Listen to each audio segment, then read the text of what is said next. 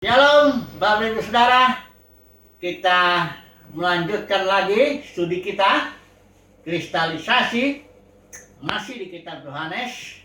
Kali ini kita belajar tentang doa Tuhan Yesus di pasal 17. Intinya Tuhan Yesus mendoakan supaya murid-muridnya menjadi satu.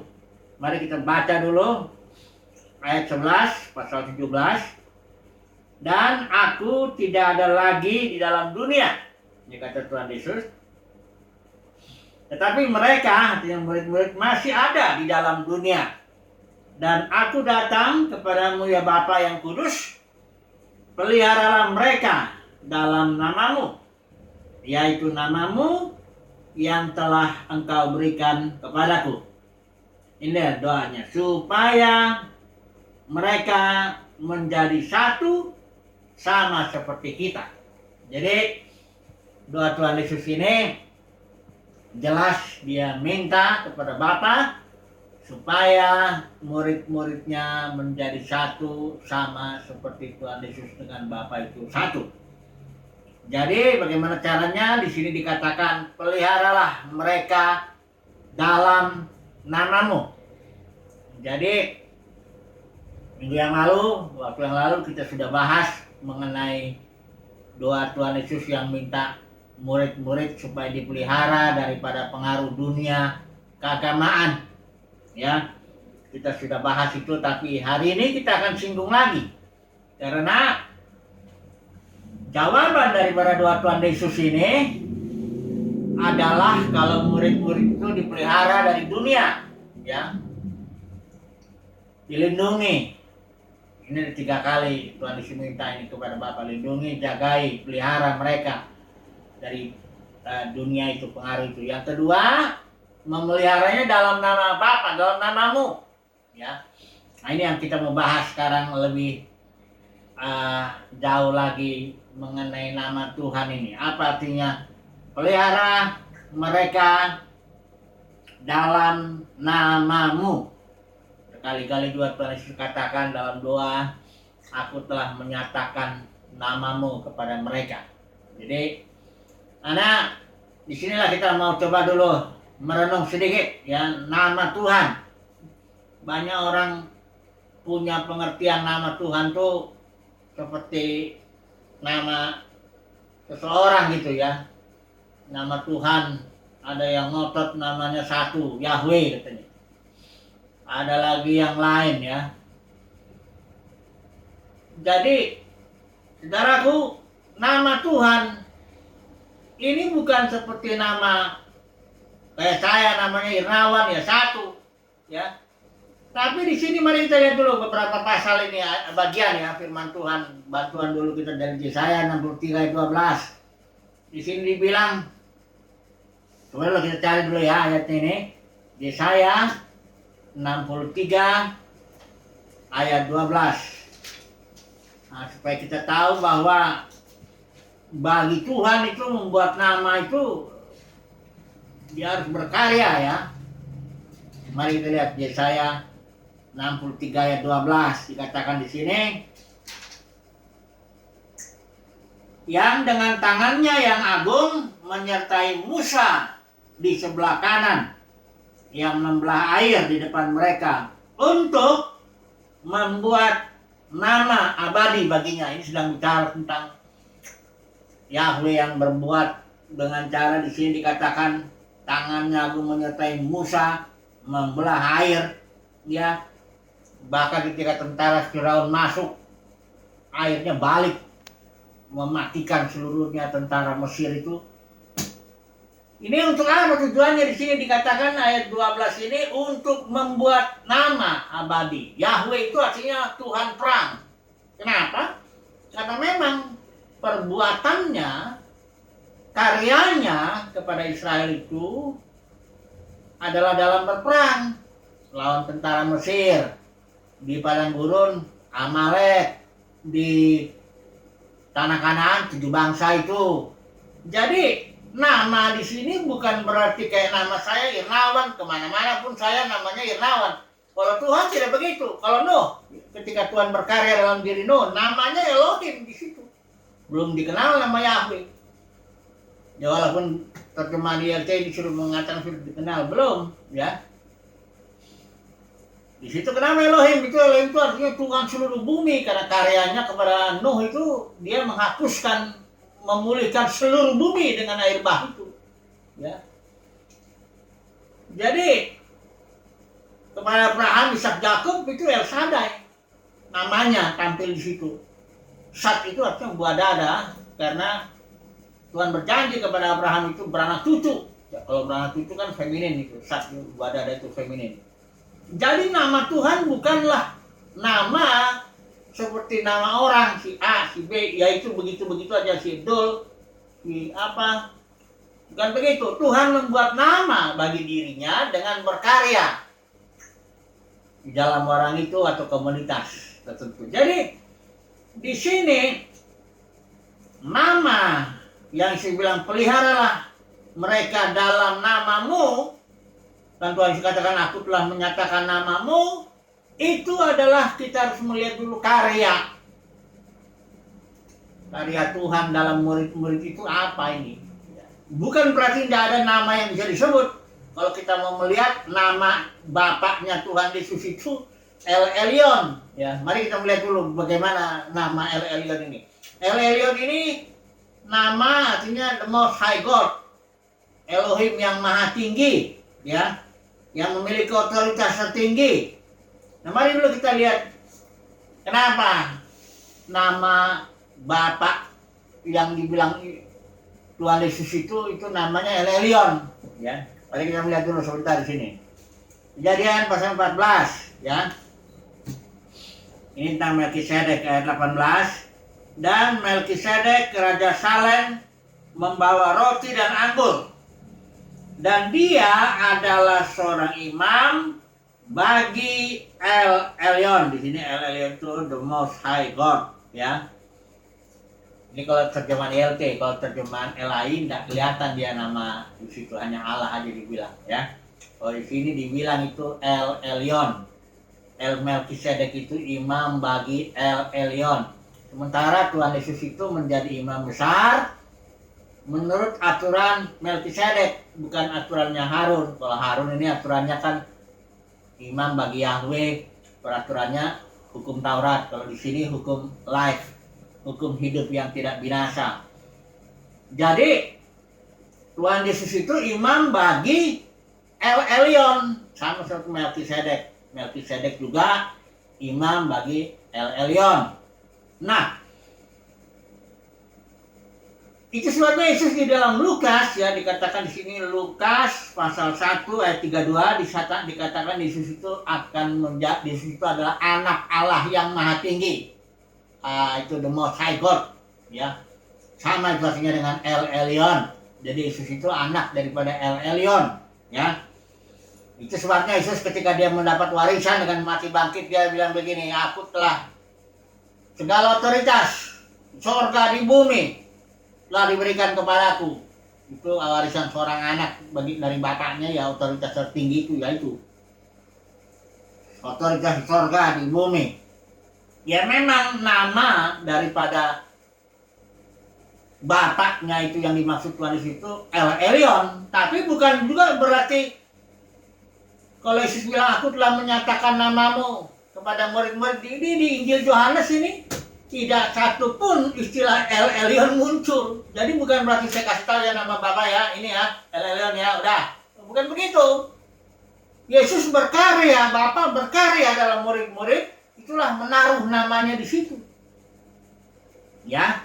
Nah, sekarang Yesus itu juga berkarya, bahkan berkarya melalui kepada murid-murid agar murid-murid menjadi raja-raja dan imam-imam. Kita lihat kalau di Wahyu pasal 3, pasal 2 ayat 26 sampai 27, pasal 3 ayat 21, janji kepada para pemenang gereja ini itu adalah berkuasa atas bangsa-bangsa, menjadi raja, menjadi imam, ya. Sama seperti ya karyanya Tuhan itu dalam diri murid-murid, dalam diri gereja itu, gereja pemenang, ya, karena gereja sudah jatuh. itu adalah suatu karya sedemikian sehingga murid-murid ini memiliki otoritas untuk menghakimi, otoritas untuk memerintah bumi ini. Begitu ya. Jadi menyatakan nama itu bukan ngasih tahu ini namanya ini. Udah itu selesai, bukan itu. Ya. Kalau istilah aku telah menyatakan namamu, itu berarti Yesus telah berkarya sedemikian. Nah, karyanya itu adalah sedemikian menjadikan murid-murid memiliki otoritas, menjadi raja-raja dan imam-imam kelak memerintah di bumi ini. Jadi inilah artinya, pelihara mereka dalam namamu. Apa artinya ini dalam nama pelihara ini? Karena begini, dalam kisah nabi-nabi banyak kali Tuhan bertindak ya atas Israel itu. Dia bilangnya begini, aku bertindak bukan karena engkau, aku bertindak karena namaku, supaya namaku jangan dinajiskan di tengah bangsa-bangsa lain. Aku bertindak demi namaku.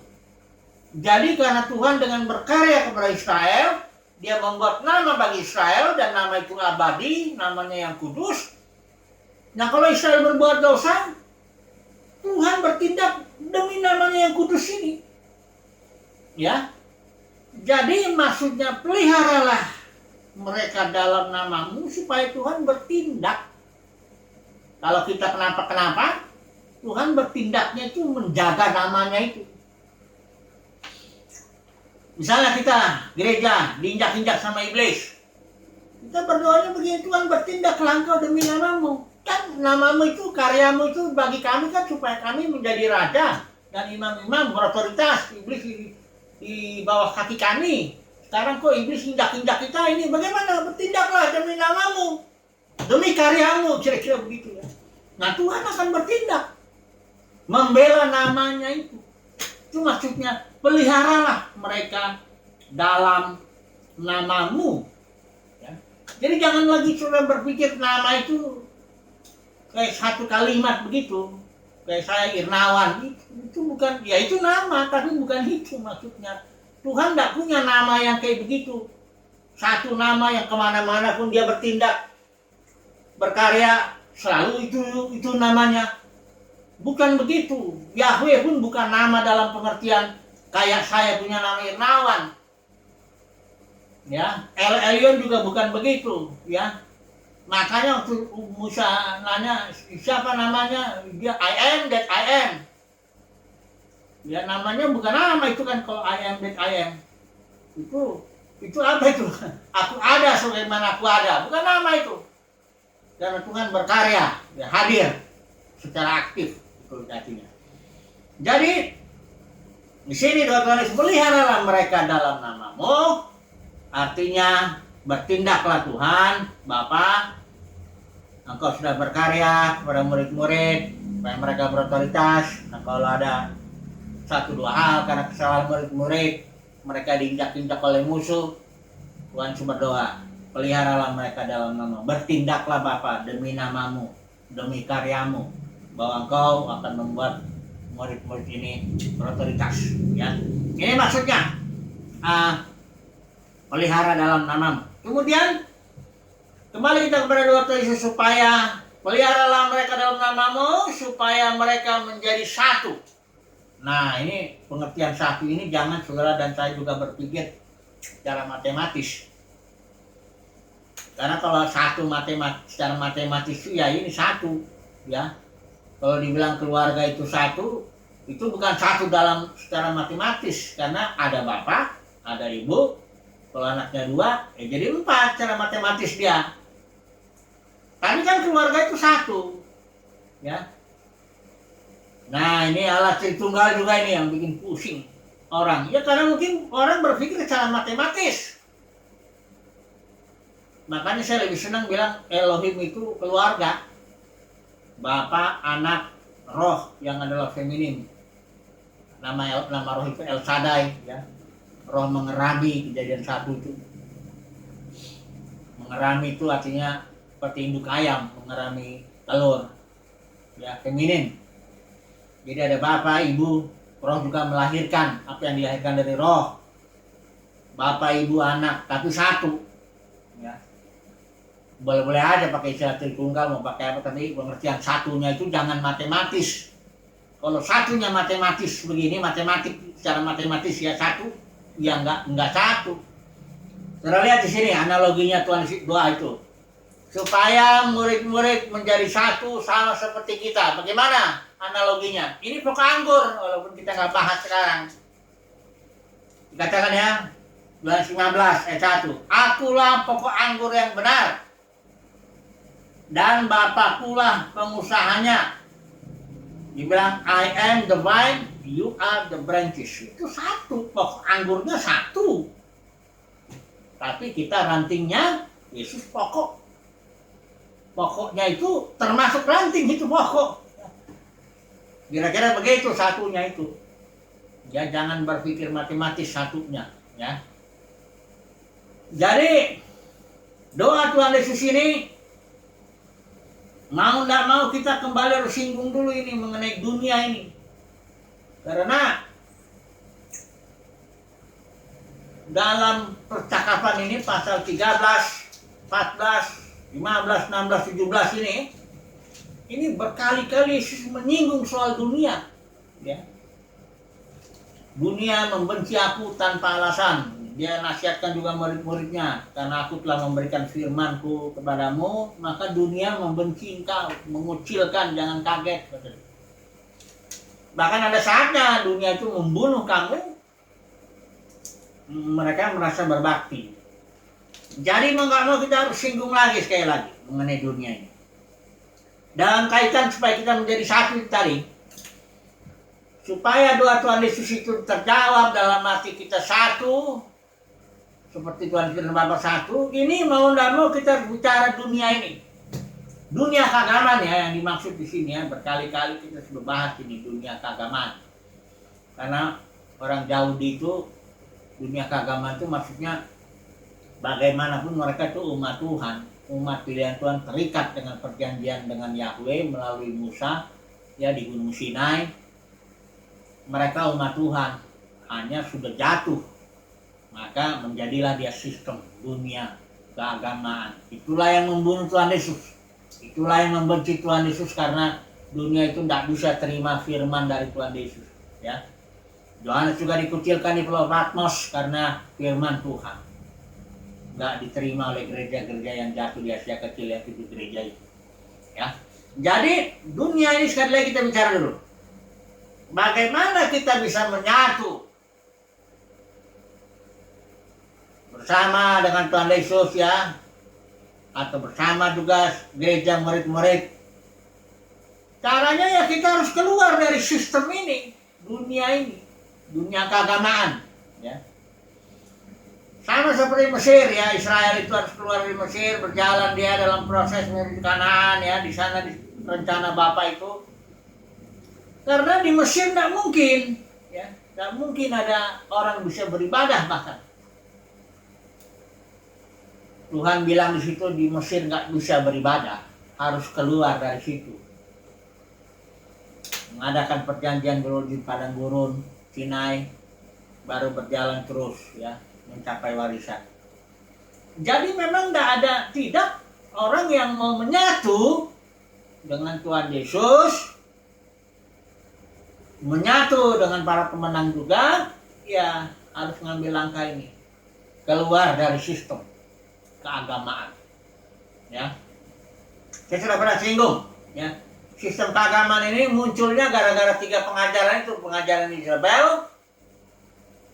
yaitu dia merampas otoritas. Isabel itu merampas otoritas suaminya. Ini para pemimpin merampas otoritas Tuhan dan Tuhan Yesus dan kepala gereja. Dia merasa saya pemimpin, punya otoritas, kamu tunduk sama saya, kira-kira begitu. Ini kalau Isabel ini hingga pada para pemimpin. Baru Robileam ini dagang, jual semuanya, mulai dari firman Tuhan, karunia-karunia, buku, kaset, apa semua jual. Ya, saya jual, kamu beli, umatnya Tuhan yang beli. Perdagangan ini. Baru Nikolaus membelah gereja. Ini umat, ini imam, ini umat kalau Katolik. Kalau Protestan ini pendeta, ini jemaat. sudah begitu membelah, ya. Ini 3 ajaran ini yang sudah diterima menjadi sistem. Itulah yang Tuhan, bahkan Tuhan bilang, aku tidak berdoa untuk dunia ini, karena dunia ini cara akan dihakimi, ya. Kita lihat Roh Kudus pasal 16 ayat 8 itu tugasnya menghakimi, menginsafkan dunia. Insaf itu kata kerjanya, ini bahasa istilah Yunaninya elenko. Kata kerja ini artinya reproof, rebuke, disiplin, ya. Artinya ini tugas Roh Kudus itu terhadap dunia itu, dia tuh menghardik, ya, mendisiplin, membongkar, expose, yang menunjukkan kesalahan. Ini memang dunia nggak didoakan oleh Tuhan Yesus dalam arti begitu, didoakan supaya membesar gitu, bukan. Karena udah salah sistemnya begitu. Sistemnya sudah dibangun di atas pengajaran Isabel, Nikolaus, Bileam, nggak bisa lagi, ya. Kalau di kitab Wahyu kita melihat dari Wahyu pasal 2 pasal 3 itu, 3 ajaran itu berkembang menjadi Wahyu pasal 17 itu perempuan pelacur di situ, ya, yang dihakimi. Nantilah suatu saat kita bicara itu. Babel itu gereja, ya, gereja yang udah jatuh itu. Jadi bagaimana caranya supaya kita menghadapi dunia ini? Keluar. Jangan coba-coba merubah dunia, itu udah tugas Roh Kudus lah itu, ya. Untuk mengapa? Menginsafkan, mengkonflik, ya, reproof, rebuke, disiplin, ya. Nah, itu nanti ada penghakiman, ya. Ini tugas Roh Kudus, mengingatkan dunia akan dosa, akan realita, akan penghakiman. Itu tugas Tuhan. Nah, kita bagiannya keluar aja dari situ. Wahyu pasal 18 ayat 4, hai umatku, keluarlah, ya. Nggak ada jalan lain, kita nggak bisa beribadah dalam sistem begitu. Sistem perdagangan, sistem Nikolaus itu, Isabel, nggak bisa. Kita harus keluar, bergerak menuju proses kesatuan itu. Nah, mari kita ambil kesimpulan saat ini. Kesimpulan yang pertama, bahwa saudara dan saya kalau mau, ya, artinya kalau kita mau bersatu, ya, dengan Tuhan Yesus, sama seperti Tuhan Yesus satu dengan Bapa. Kalau kita mau bersatu dengan para pemenang, langkah pertama kita keluar dari sistem dunia, sistem keagamaan, dan keluar dari situ, ya. Bergerak seperti Israel itu menuju kanan, terus menuju padang gurun kanan. Proses di kesatuan ini, ya. Jadi saudara dengar, tadi harus ambil langkah dulu itu, langkah meninggalkan dunia ini, ya. Dunia keagamaan, ya. Memang kita diutus kepada dunia keagamaan itu, tapi makanya saya bilang cerdik, tulus, tapi cerdik juga. Jadi kita harus keluar dari sistem itu menuju penyatuan dengan Bapa dan dengan Tuhan Yesus dan dengan seluruh para pemenang pada zamannya, pada di seluruh zaman, ya. Ini prosesnya, kesimpulannya, satu proses kita harus mengambil langkah menuju kesatuan yang Tuhan Yesus doakan itu adalah kita harus tinggalkan dunia ini, keluar daripada dunia ini, bergerak, berjalan terus, ya, bersama dengan umat pemenang. Proses kita dibentuk keluar, akhirnya kita bisa menjadi satu. Nanti saatnya ada, ketika Tuhan Yesus menyatakan dirinya, kita disitulah kita juga menyatakan diri. Jadi kembali Bapak Saudara, doa Tuhan Yesus ini supaya mereka menjadi satu. Saudara sudah tahu langkahnya, keluar dari sistem keagamaan, bergerak maju bersama dengan umat pemenang menuju penyatuan dengan Bapa, dengan Tuhan Yesus, seperti pokok anggur itu. Puji Tuhan, haleluya, amin.